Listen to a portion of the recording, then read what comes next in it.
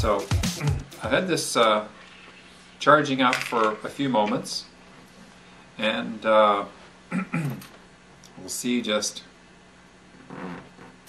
oh, a little bit of smoke puffing out there. Now, there's a little bit of an exothermic reaction going on there, where when the chemical is mixing in with the air, it's actually producing a little bit of pressure, and you can see there's a little bit of smoke coming out there.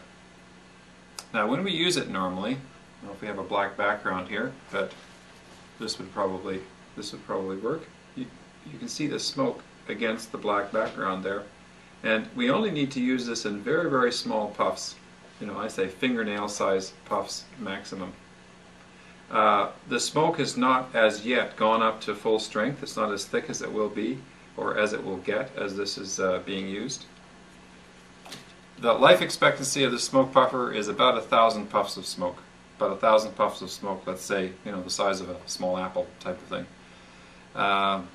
It will generally last in daily use for about 3 months, and the thing that stops it from working is moisture. So that's why we want to maintain this desiccant material inside the tube and keep it inside the tube away from moisture. You also want to keep it away from heat.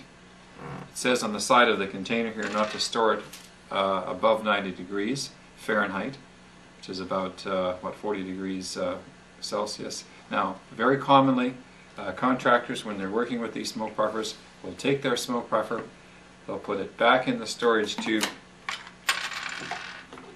and they'll take it and they'll stick it right on the dash of their truck, and then be surprised when they find all kinds of smoke in their truck. So I caution you against that. Do not put this on the dash of your car. Do not store it over 90 degrees and you'll be just fine.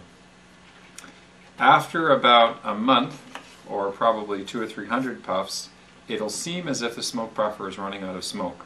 And I would say that most smoke puffers are thrown away when only 25% of their useful smoke is used up. And what is going on there is there's a Teflon tube right here that goes through a rubber block, and at the point where it passes through, some of the material that's mixed in the fiberglass and some of the chemicals that are formed as the titanium tetrachloride mixes with air and so on, form kind of a hard, kind of chalky material around this inlet at this point.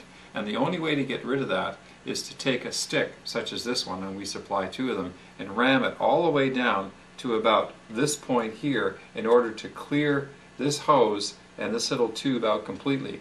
So you'll take a smoke puffer that looks like it's almost empty and ram it a few times, and you'll find it's working just like it's brand new again.